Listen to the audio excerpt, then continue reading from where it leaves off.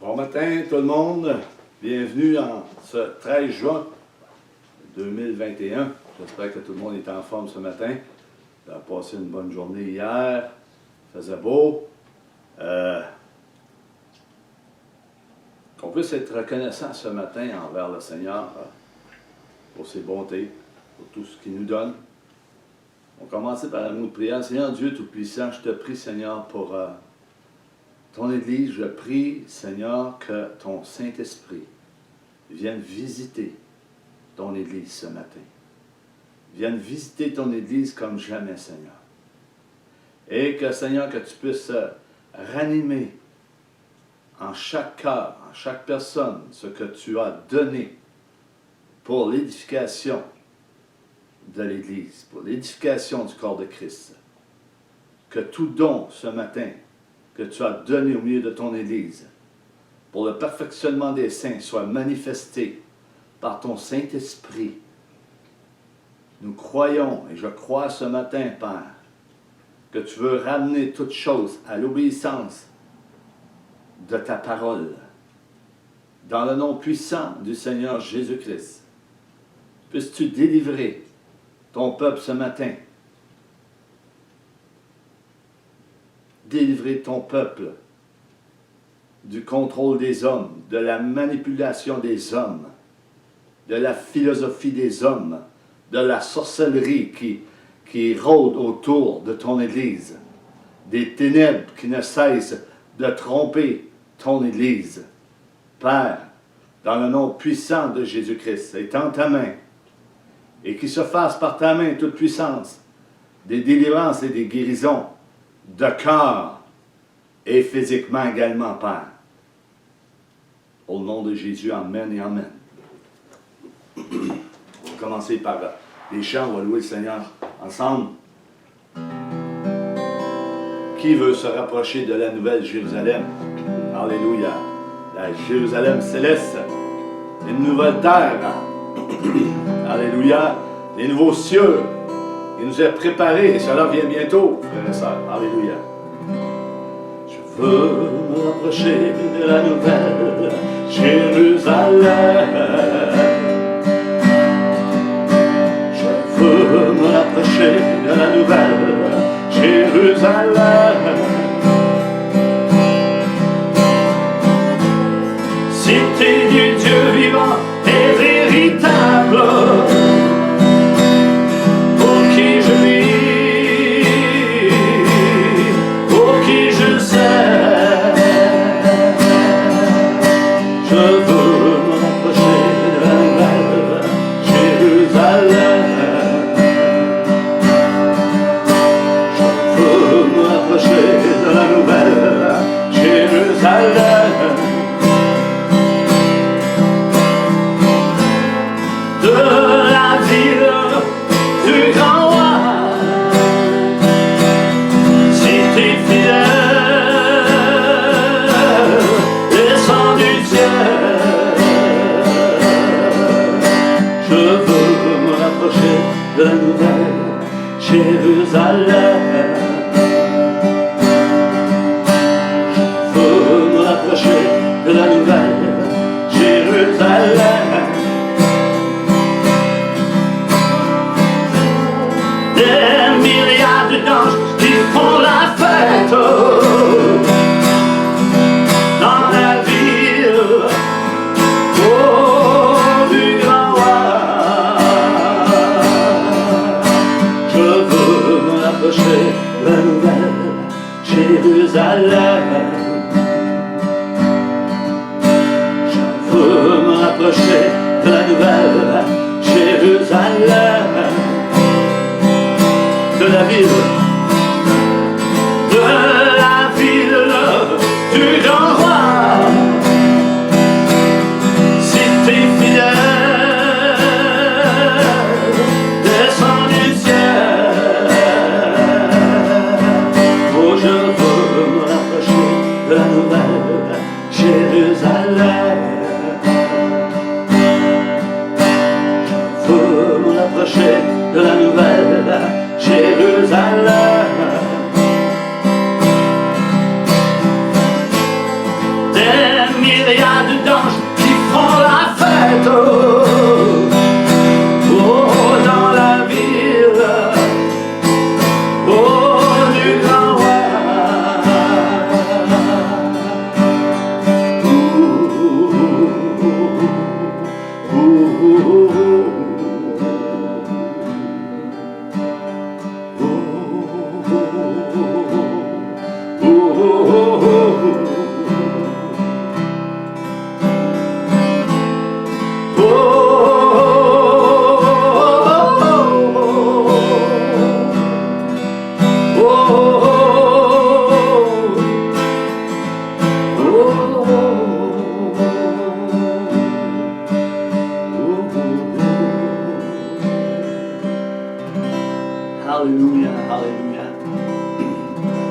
est vivant. Amen.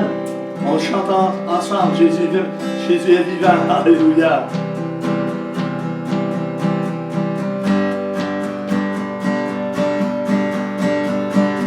Jésus est vivant. Il est ressuscité. L'éternel reprend. La victoire est assurée. L'épée de l'esprit tranche. Les œuvres des ténèbres sont dévoilées. Chantons Alléluia. Chantons Alléluia. Chantons Alléluia. Donnons gloire au roi des rois. Chantons. Chantons Alléluia. Chantons Alléluia. Chantons Alléluia. Nous donnons gloire au roi des rois. C'est un bruit de guerre. Les temps sont accélérés. L'ennemi prise au piège. Sa fin est arrivée. La trompette va sonner. L'heure, le jour, le mois est arrivé. Chantons Alléluia. Alléluia. Chantons Alléluia. Chantons Alléluia. Nous donnons gloire au roi des rois. Chantons. Chantons Alléluia. Alléluia. Chantons Alléluia. Chantons Alléluia. Nous donnons gloire au roi des rois. Jésus est vivant. Alléluia, alléluia. Gloire à toi, Seigneur. Gloire à ton Seigneur. Glory. Alléluia. Amen, amen. Amen. Merci, Seigneur, pour ces chants. Alléluia, car c'est lui qui a inspiré ces chants par son esprit. Amen. Nous sommes rendus à la troisième partie de ce message. L'opposition face à la tradition des hommes. L'opposition face à la tradition des hommes. Qu'on a vu en deux parties, on est rendu à la troisième partie. L'opposition face à la tradition des hommes. Est-ce que l'Église voit l'attitude de l'Église? Est-ce que l'Église voit l'attitude de l'Église, de certains hommes, de certaines femmes qui œuvrent au milieu de l'Église? Est-ce que l'Église voit l'attitude de l'Église? Jésus avait vu l'attitude de ces hommes de son temps, des scribes et des pharisiens, comment ils apportaient la parole de Dieu, comment ils se comportaient face au peuple de Dieu. Comment est l'Église aujourd'hui? Jésus n'agissait pas par son propre chef. Non, il disait ce qu'il entendait venir de son Père. Il a averti les gens de son temps. Il a apporté la vérité, car il était la vérité, le chemin et la vie. Il a apporté la lumière au milieu des ténèbres, pour qu'enfin que ceux qui l'entendent se convertissent et viennent à la repentance, pour qu'il y ait une vie nouvelle, une nouvelle naissance en Jésus-Christ. Ces pharisiens et ces scribes ont rejeté Jésus. Ils ne croyaient pas aux paroles de Jésus, car ces paroles étaient de la folie pour eux. Et la parole de Dieu nous dit, à travers Paul, il dit, la prédication de la croix est une folie pour ceux qui périssent, mais pour nous, elle est une puissance de Dieu. Elle est une puissance de Dieu. Pour nous qui sommes sauvés, elle est une puissance de Dieu. Mais les scribes ne comprenaient pas les paroles de Jésus et ne recevaient pas les paroles de Jésus. Est-ce qu'on peut remarquer aujourd'hui que l'Évangile n'est pas bien reçu aujourd'hui également. Non seulement à l'extérieur, mes amis, mes frères, bien-aimés, mais bien à l'intérieur de l'Église. Alléluia. À l'intérieur de l'Église, c'est pas bienvenu. Ils ne croyaient pas, ils ont même traité Jésus de malfaiteur, comme un malfaiteur. Ils l'ont traité de démon également. Terrible à l'endroit de Jésus. Il était la lumière, il était la lampe qui est venue éclairer tout homme au milieu des ténèbres pour qu'il soit sauvé et pardonné de tout péché, pour qu'en fait qu'il ait la vie éternelle. Et plusieurs l'ont rejeté, et plusieurs le rejettent encore aujourd'hui. Plusieurs rejettent l'évangile du Seigneur Jésus-Christ qui est prêché dans le monde entier. Beaucoup ont falsifié la parole de Dieu pour leur propre intérêt, pour leur propre vie à eux, et non pas pour le peuple de Dieu. Et eux ont fait la même chose, les scribes, les pharisiens, hypocrites comme ils étaient, ils ont caché des choses dans leur cœur, et plusieurs hommes de Dieu cachent des choses dans leur cœur, ils sont hypocrites. Et Dieu va révéler tout ce qui est caché dans le cœur, bien-aimés. Alléluia. N'est-ce pas cela qui se produit aujourd'hui, dans les temps que nous vivons, frères et sœurs? Est-ce que le vrai évangile a été renversé par des hommes semblables à des pharisiens et à des scribes, qui ne voulaient pas se repentir? Dieu appelle l'Église à se repentir. Je prie Dieu qu'il y ait de la repentance au milieu de l'Église. Je prie Dieu que les hommes reconnaissent leur manquement, leur péché, et qu'ils se mettent à genoux et qu'ils se repentent. Et je prie Dieu pour que les serviteurs, les hommes de Dieu puissent faire une convocation ici au Québec. Peu importe qui sera à la tête, soyez humbles et faites une convocation pour enfin de résumer qu'est-ce qui se passe dans l'Église et l'Évangile. Quel est le vrai Évangile en réalité, mes amis? Quel est le vrai Évangile aujourd'hui? Je vous invite, pasteur, ministère, convoquez une assemblée, comme Esdras l'avait fait. Le croyez-vous au moins? Croyez-le. Pour enfin qu'il y ait un changement. Pour qu'enfin que l'humanité voie la lumière qui brille au milieu de l'Église. Faites-le. Faites-le. Faites un rassemblement. Alléluia. Des pasteurs. Rassemblez-vous ici au Québec. Ensemble, dans l'unité. Laissez votre orgueil de côté et votre jalousie, parce que vous avez éteint tous les dons au milieu de l'Église. Vous avez méprisé l'Esprit de Dieu. Vous avez mis Jésus dehors et l'Esprit de Christ dehors. Oh, vous allez dire, ben non. Ben moi, je vous dis oui. J'en suis témoin. Personnellement, j'en suis témoin. Je suis une pierre vivante. J'ai reçu Christ, mon Sauveur, le ressuscité. Et il a donné des dons à l'Église pour le perfectionnement des saints, pour exhorter l'Église, pour consoler l'Église, pour édifier l'Église. Un édifice construit sur la pierre angulaire qui est Christ.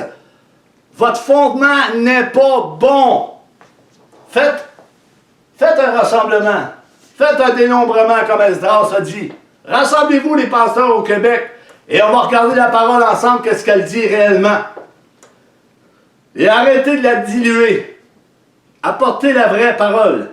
L'Évangile qui tranche, qui guérit, qui délivre, qui est un Dieu miséricorde, un Dieu d'amour. Alléluia. La justice de Dieu est la base de la foi. Cette foi a été montrée par le Père Abraham. Ces hommes auraient dû comprendre le sens des paroles de Jésus. Les scribes et les pharisiens auraient dû comprendre le sens des paroles du Messie. Ils auraient dû comprendre, comme aujourd'hui, vous devriez comprendre ce que dit l'Évangile, puis arrêter de vous cacher et de diluer la parole de Dieu pour vous satisfaire vous-même, pasteur. Et le Seigneur, laissez-moi vous dire que le Seigneur n'a pas fini avec vous. Il n'a pas fini avec les pasteurs. Il va vous interpeller aussi longtemps qu'il n'y aura pas une unité au milieu du corps de Christ. Parce que l'Église locale, on parle de l'Église locale, c'est pas ton Église, c'est l'Église de Christ. Il y a plusieurs églises locales, mais c'est la grande Église, large, c'est l'Église universelle de Christ. Une Église. Une Église. Mettez ça dans votre agenda, une Église. C'est pas mon Église. C'est pas... beaucoup se glorifient de leur Église, mais c'est pas ton Église, c'est l'Église du Seigneur Jésus-Christ. Et le Seigneur t'appelle à te repentir. Le Seigneur t'appelle à te repentir. Jésus leur montrait leur propre injustice face à la vraie justice qui vient de la foi, qui habitait en Jésus et des disciples de Jésus-Christ. La vraie foi. Jésus est la foi. Jésus est la grâce. Jésus est l'amour. Jésus est le chemin. Jésus est la justice. Jésus est la miséricorde. Jésus est la vie éternelle. Jésus est gloire et gloire. Jésus est Seigneur des Seigneurs. Jésus est le roi des rois. Il est la pierre angulaire. Il est le lion de Juda. Il est la lumière qui éclaire au milieu des ténèbres. Il est une tour forte devant l'ennemi. Il est celui qui est, qui était. Il est le Dieu Tout-Puissant. Il est la Yahvé. Il est Yeshua. Il est El Shaddai. Il est Adonai. Il est Kyrios. Il est justice de Dieu. Alléluia. Glory. Leur propre justice était basée en conformité à la loi de Dieu. Mais eux ont ajouté des standards qui étaient moins exigeants par leur propre tradition.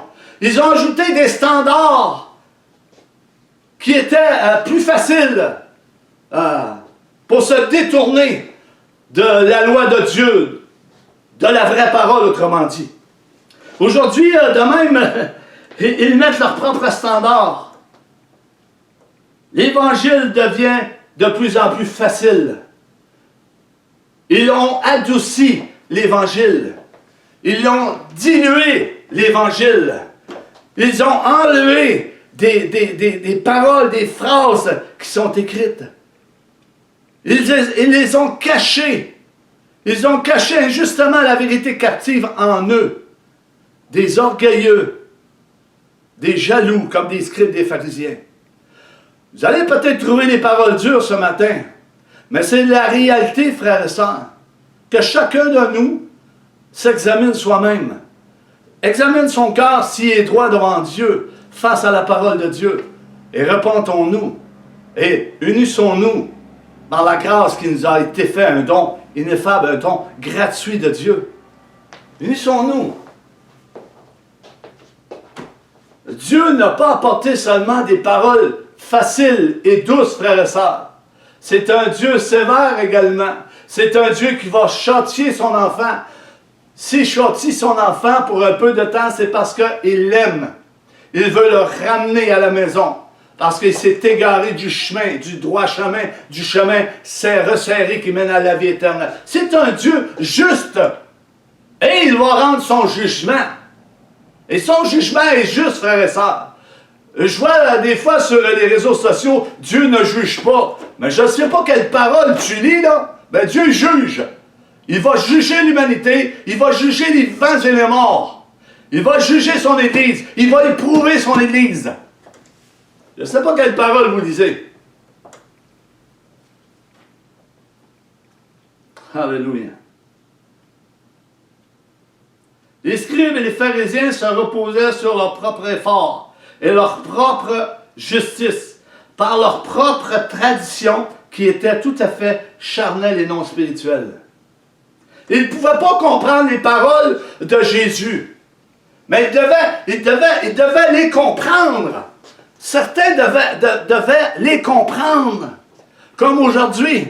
Certains devraient les comprendre et parler de la part de Dieu, pour le bien de l'Église, pour le bien des frères et des sœurs. Si vous retenez des paroles de Dieu dans vos cœurs, qui sont peut-être trop dures à dire au milieu de cette génération, qui sont peut-être trop dures face à l'Église, vous allez être responsable de cela. Et c'est un égoïsme que vous avez en vous de ne pas apporter la vraie parole, l'Évangile. C'est égoïste. Souvenez-vous de Jonas à Ninive. Souvenez-vous de Jonas à Ninive. Alléluia. L'apôtre Paul va expliquer que la foi en Christ, comme nous l'appelons étant le Seigneur des Seigneurs et Sauveur de l'humanité, mettait fin à la justice du pécheur. Une fin futile pour obtenir le salut par des efforts personnels, pour obéir, à la loi, chose qui est impossible pour l'homme d'obéir à la loi. Observez 615 commandements de la loi. Une chose impossible. Impossible. C'est par grâce que nous avons été sauvés. Et Jésus nous a justifiés par son sang à la croix du Calvaire et par son esprit qui a été répandu sur son Église. Alléluia. Observez 115 commandements de la loi. Essayez de le faire, frères et sœurs, ce matin. Essayez d'observer 115 commandements. C'est impossible. L'objectif de Dieu pour nous, c'est quoi l'objectif de Dieu pour nous? Pour nous, bien-aimés, il nous montre que ce n'est pas par nos propres forces, mais par notre... Ce n'est pas par nos propres forces que nous allons obtenir ce salut et bien d'autres choses. Non! Oui, il faut travailler à notre salut. Cela se fait par l'obéissance à sa parole et c'est lui qui donne le vouloir et le faire. Mais c'est lui qui donne le vouloir et le faire. Paul dira dans Philippiens 2,12 « Ainsi, bien-aimés, comme vous avez toujours obéi, travaillez à votre salut avec crainte et tremblement. » Travaillez à votre salut avec crainte. Qu'est-ce qu'il veut dire, Paul, là? Travaillez à votre salut avec crainte, avec un respect de la parole de Dieu, de garder la parole de Dieu. C'est sérieux, la parole de Dieu. On ne peut pas jouer à l'église, là, frères et sœurs. Non seulement comme en ma présence, il dit Paul, mais bien plus encore maintenant que je suis absent. Paul avait donné ce conseil aux frères, aux sœurs. Pas seulement le dimanche matin, quand tu es face au pasteur, au prédicateur, mais tous les jours, il faut travailler à notre salut, frères et sœurs. Tous les jours. Marcher dans la sanctification. Marcher rempli de l'Esprit. Toujours. Cela n'est pas arrivé seulement à la naissance, à la nouvelle naissance, sanctifier une fois pour toutes, et toutes ces choses-là, et tu ne marches plus, là. Non, non, c'est à tous les jours. Tu dois sanctifier ta marche à tous les jours. Tu dois sanctifier ton cœur. Sanctifiez donc Christ dans vos cœurs. Sanctifiez Christ dans vos cœurs, comme la parole le dit. Paul, lorsqu'il dit aux Philippiens 2,13, « Car c'est Dieu qui produit en vous le vouloir et le faire, selon son bon plaisir. » Qui veut dire, oui, Dieu va nous donner le vouloir et le faire, si nous obéissons à sa parole, si nous sommes dans sa volonté, bien sûr. C'est un Dieu fidèle. Il va donner le vouloir et le faire si nous sommes dans sa volonté. Si nous ne sommes pas dans sa volonté, il ne peut pas nous donner le vouloir et le faire. Si nous marchons en dehors du chemin de la vérité.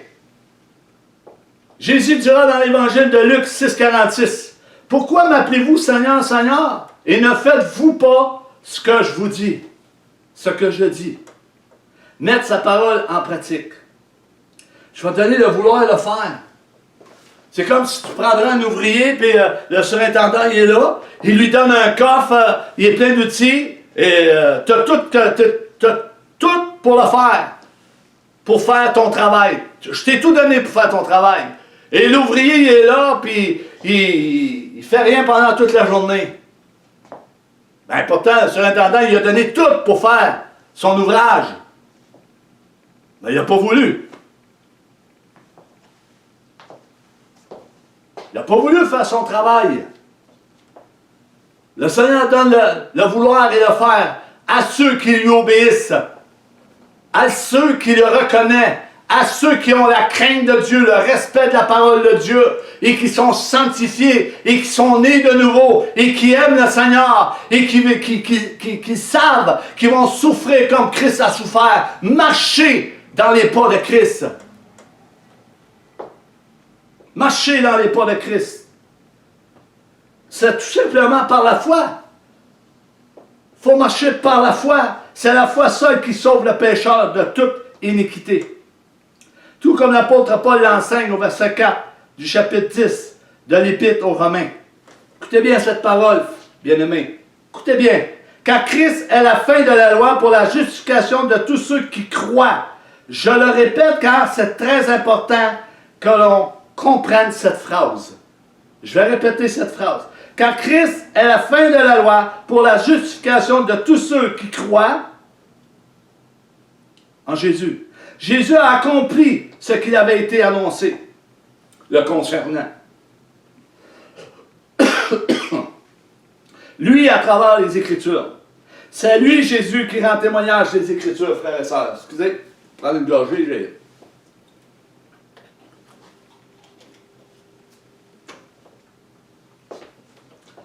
C'est Jésus qui rend témoignage des Écritures d'un couvert à l'autre. Moïse a dit au peuple, Dieu va vous susciter un prophète comme moi et vous l'écouterez. Il parlait de Jésus-Christ, de Nazareth, celui qui devait venir, qui a été baptisé par Jean le Baptiste. Jean le Baptiste a apporté la repentance. Jésus a apporté la repentance. Ses disciples ont apporté la repentance. Ils ont parlé du royaume des cieux. On ne parle plus de cela aujourd'hui, frères et sœurs. C'est la psychologie, c'est la philosophie, c'est de la sorcellerie, c'est du New Age, c'est de l'astrologie. Il y en a qui s'occupent de l'astrologie au milieu de l'Église. Sais-tu, on s'en va vers le pire. L'Esprit de Dieu avertit l'Église, avertit les frères, et beaucoup se moquent. Autant ceux de l'extérieur, autant ceux qui sont en dedans. Mais c'est Dieu qui va avoir le dernier mot. Jésus dira dans Jean 5,39, voici ce qu'il va dire Jésus. Vous sondez les Écritures. Vous regardez les Écritures. On regarde les Écritures ce matin. On regarde. Vous sondez les Écritures parce que vous pensez avoir en elles la vie éternelle. Vous pensez avoir la vie éternelle en regardant les Écritures. C'est bon lire, oui. C'est bon méditer et c'est bon prier. Mais qu'on comprenne qu'est-ce qu'il veut dire là par là. Ce sont elles qui rendent témoignage de moi. C'est la parole, c'est Jésus qui rend témoignage de lui-même. Tout a été écrit sur sa personne, la personne du Seigneur Jésus-Christ. Plusieurs n'ont toujours pas compris cette parole. Que malgré leurs efforts laborieux, que le seul chemin vers la vie éternelle va passer par le Fils de Dieu. Le salut nous est donné par le Saint-Esprit, au travers de la parole de Dieu, par la foi en Jésus-Christ. Romains 10, 17 nous dit, c'est par la foi. C'est par la foi qu'on croit. Alléluia. La foi vient de ce qu'on entend. Et ce qu'on entend vient de la parole de Christ. Pas par des efforts. Pas par des efforts. Donnez tout à Dieu ce matin. Essayez pas de gagner votre ciel en sondant les Écritures constamment. Oui, il faut regarder les Écritures. Mais il faut regarder ce que l'Esprit de Christ veut nous dire. À travers les Écritures. À travers sa personne. Parce que La parole de Dieu témoigne de la personne du Seigneur Jésus-Christ pour chacune de nos vies. Et plusieurs n'ont pas gardé la parole de Christ. Ils l'ont rejetée. On le voit aujourd'hui. Ils l'ont rejetée du revers de la main. Ils ont éteint les dons au milieu de l'Église. Ils ont aimé mieux faire un transfert de puissance. Ils ont aimé mieux servir les ténèbres que servir Dieu parce qu'ils ont rentré le monde dans les églises. Ils pensent servir le Seigneur. Ils pensent être sur la domination du Saint-Esprit. Et ils sont sur la domination de certains esprits qui n'est pas l'Esprit de Christ.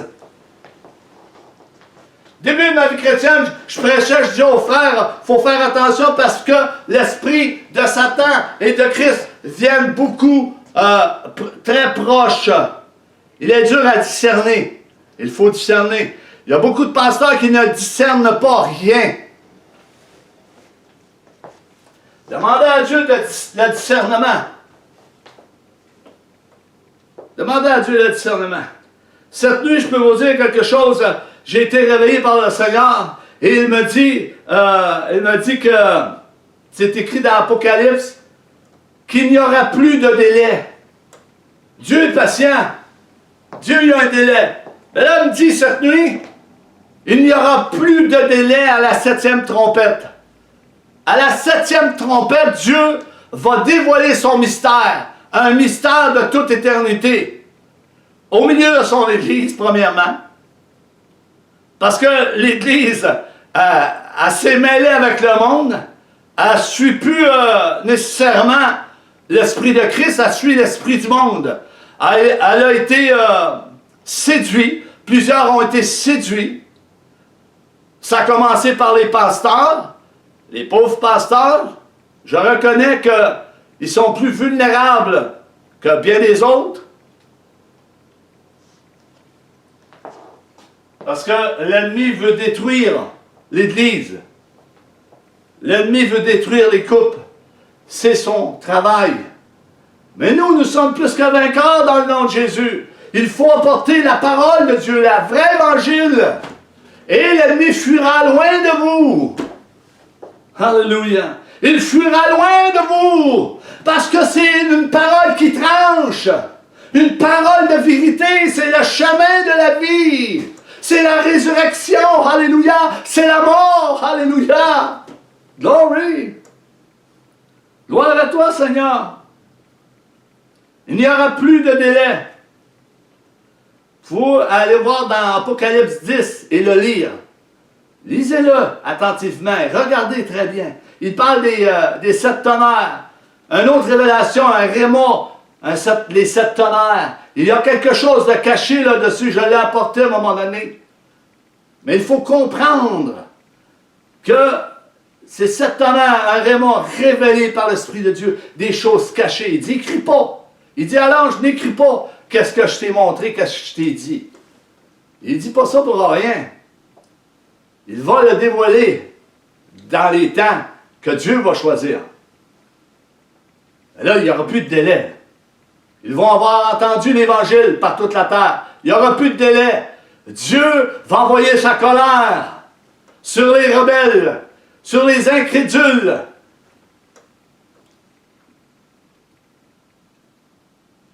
Et c'est toute œuvre d'impiété qui est faite au milieu de l'Église et des nations.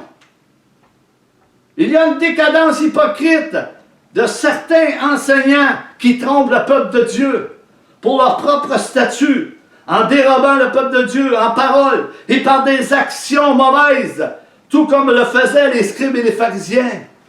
Ils font les actions en arrière. Ils ne le feront pas en avant du peuple de Dieu.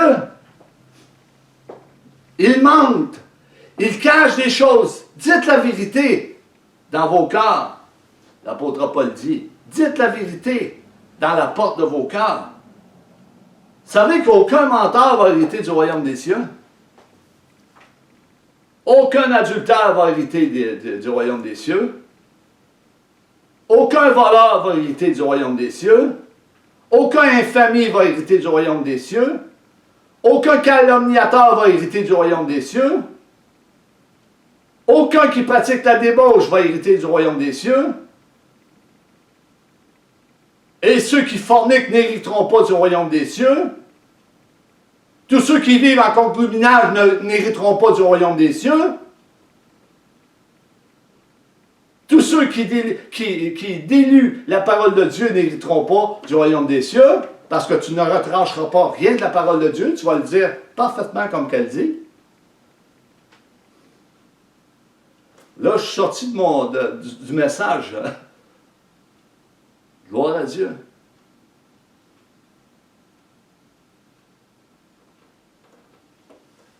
Tu ne t'accorderas pas avec des unions contre nature. C'est de l'abomination aux yeux de Dieu. Dieu a créé l'homme et la femme pour qu'ils aient ensemble. Regardez, frères, qu'est-ce qui s'est passé à Sodome. Regardez ce qui s'est passé dans le temps de Noé. Regardez cela. Et on est en plein dans ça. On est en plein là, frères et sœurs. Et Jésus, qu'est-ce qu'il a dit? Il dit, ça va arriver de la même manière qui est arrivé à Sodome et à Noé. Dieu va tout détruire. Tout le monde mangeait, tout le monde buvait, tout le monde festoyait, tout le monde était heureux, tout le monde était en paix, mariait, leurs enfants se mariaient, etc., etc. Ils ne se soucient de rien. Ils étaient tranquilles. Un évangile bonbon, tu pèses une pédale, tu lui donnes un ananas, il est correct.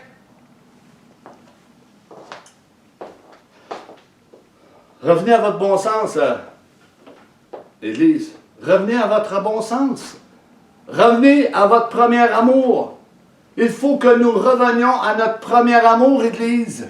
Notre premier amour. Rappelle-toi du zèle que tu avais. Rappelle-toi des dons que tu avais.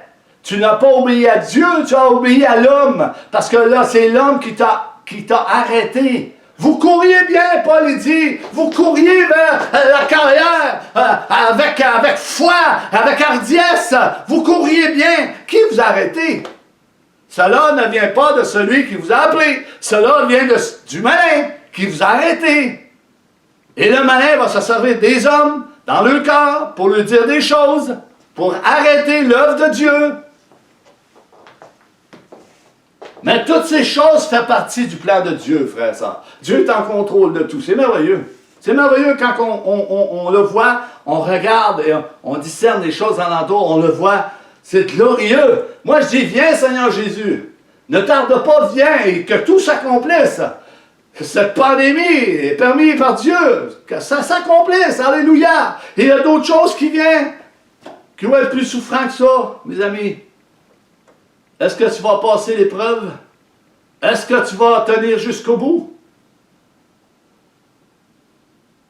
Alléluia.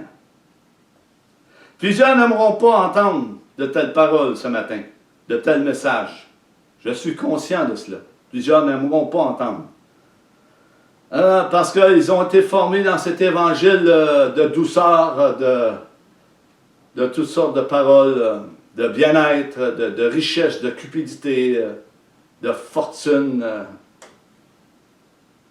Ils n'aimeront pas entendre ces paroles ce matin. Mais c'est la vérité. C'est la vérité qui tranche. C'est l'Esprit de Dieu qui va trancher. L'Esprit de Dieu fera un ménage lorsqu'il aura fixé le temps venu. Qu'on le veuille ou non, frères et sœurs. Cela va arriver. Cela va arriver.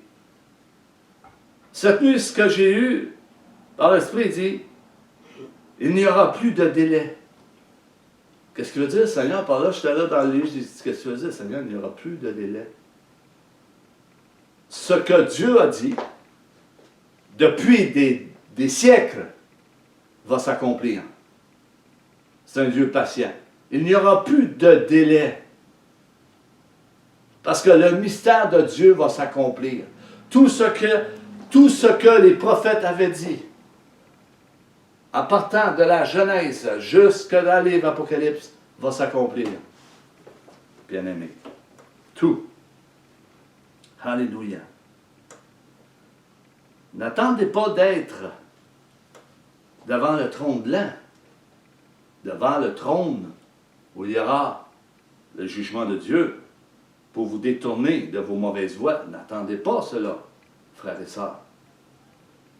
Ceux qui commettent péché par-dessus péché, ceux qui pratiquent le péché, ne prenez pas la grâce pour vous dire à vous-même qu'on peut faire tout ce qu'on veut, on a été sauvé par grâce. La grâce ne permet pas de pratiquer le péché, frères et sœurs. La grâce nous empêche de pécher, nous garde contre le péché, nous garde contre l'ennemi. Alléluia. Jésus a dit à quelque part dans Matthieu 10, 28, écoutez bien ces paroles, « Ne craignez pas ceux qui tuent le corps et qui ne peuvent tuer l'âme.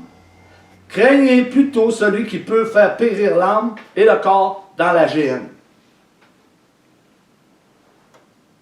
Car ça revient à Dieu de faire périr dans la géhenne. Les persécutions ne peuvent faire souffrir que le corps. Vous êtes d'accord avec moi? Jésus donne des avertissements à ses disciples. Il le dit à ses disciples de ce temps. Luc 12, 5. Je vous montrerai qui vous devez craindre. Craignez celui qui a, après avoir tué, a le pouvoir de jeter dans la géhenne. Oui, je vous le dis, c'est lui que vous devez craindre, et pas les hommes. Ne craignez pas les hommes qui tuent le corps, mais qui ne peut pas tuer l'âme. Parce que Dieu garde ton âme. Alléluia. Matthieu 23, 4, Jésus va dire à la foule et à ses disciples ceci. Ils lient des fardeaux pesants et les mettent sur les épaules des hommes, mais ils ne veulent pas les remuer d'un doigt. Ils ne veulent pas les déplacer. Ils veulent rester. Les fardeaux sont là, puis ils vont rester là. Ils ne veulent pas les enlever. Comme la dîme et bien d'autres choses, comme le contrôle spirituel et la manipulation et les mauvaises décisions par des règles d'hommes charnels, par des programmes. Jésus leur disait, faites donc et observez. Il dit ça à ses disciples. Faites donc et observez. Il disait cela à ses disciples et à la foule qui l'écoutait. Faites tout ce qu'ils vous disent. Il dit ça aux pharisiens, c'est pas un piège, là, frère ça. Faites tout ce qu'ils vous disent. Il disait cela parce que les pharisiens et les scribes étaient assis sur la loi de Moïse. Il voulait qu'ils pratiquent la loi de Moïse. Jésus était venu, c'était pas la grâce encore. Jésus n'avait pas été crucifié, son sang n'avait pas été versé, le pardon des péchés n'avait pas été fait encore. La résurrection n'était pas encore. Jésus dit, faites selon la loi de Moïse. Mais il leur dit que cela soit conforme à la parole de Dieu. Mais les scribes et les pharisiens ne suivaient pas la parole de Dieu, ne suivaient pas la loi de Dieu. Ils ajoutaient ce qu'ils voulaient et ne respectaient pas la parole de Dieu. Autrement dit, ça tournait à leur avantage.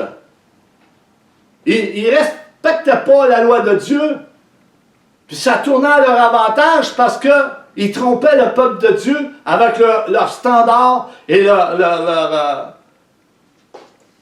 le personne, le programme, comme aujourd'hui. Ils mettent leur standard.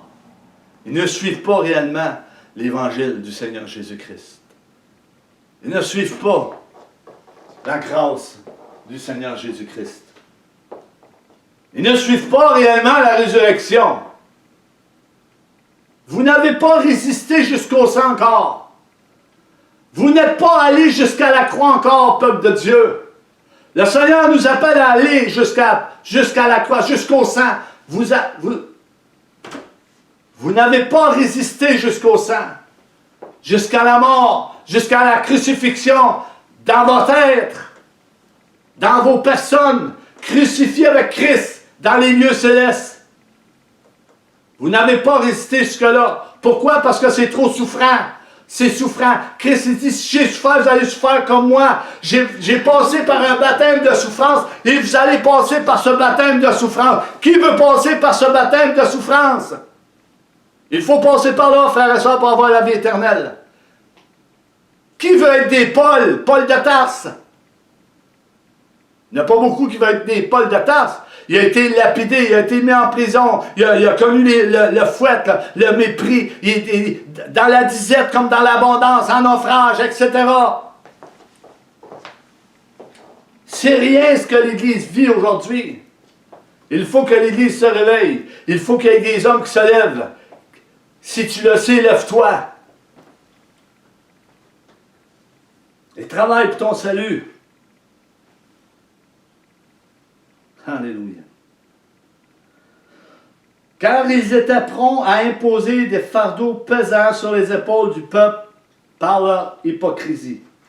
C'étaient des traditions qui ne correspondaient pas à la loi de Dieu. Ils rajoutaient à leurs traditions et imposaient cela aux fidèles, exactement comme plusieurs font avec la dîme qui fait partie de l'ancienne alliance et bien d'autres choses, comme je disais. Comme les baptêmes, des cours de baptême, des cours de mariage, des cours ici, des séminaires ici. Ils sortent de là, ils n'ont rien reçu.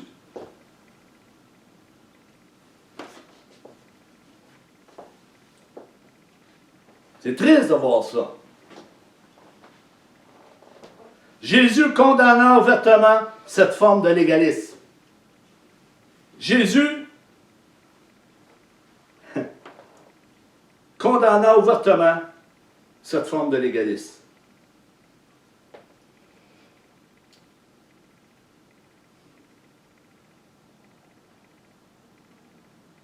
Il mettait des jours pesants sur le peuple de Dieu, comme aujourd'hui encore. Le Seigneur vous dit à vous qui écoutez présentement, prenez mon joug sur vous et recevez mes instructions, car je suis doux et humble de cœur, et vous trouverez le repos pour vos âmes, car mon joug est doux et mon fardeau léger. Matthieu 11, 28, 30. Alléluia. Je termine là-dessus. Je pensais d'avoir terminé cette semaine, mais il va y avoir une quatrième partie, puis c'est important. Quand je commence un message, il faut que j'aille jusqu'au bout pour qu'on en reçoive toute la révélation, tout ce que Dieu veut nous dire. Alors, Dieu vous bénisse, et bon dimanche, bon après-midi, et demandez au Saint-Esprit de venir renouveler en vous les dons du Saint-Esprit. Demandez à Dieu de renouveler les dons du Saint-Esprit pour qu'enfin que les dons soient manifestés au milieu de l'Église, au milieu de la grande assemblée, frères et sœurs, et non cachés dans un coin à quelque part, mais dans la grande assemblée, pour que tous et chacun soient édifiés, exhortés et consolés. Et la parole prophétique est une parole qui va avertir, qui va donner une direction, qui va consoler, qui va protéger l'Église. C'est sa mission. C'est la mission d'un prophète de Dieu, de préserver l'Église et de parler au conducteur, de dire, fais attention, fais pas ça, qu'est-ce que tu fais, c'est pas correct, repens-toi. C'est ça que Dieu veut au milieu de son Église. Une Église sans tache, irréprochable, sanctifiée, purifiée par le sang de Christ. Il y a un événement qui s'en vient, frères et sœurs, là. Jésus revient. Amen. Je vous laisse là-dessus, je vous aime. Soyez bénis et on se dit à la semaine prochaine.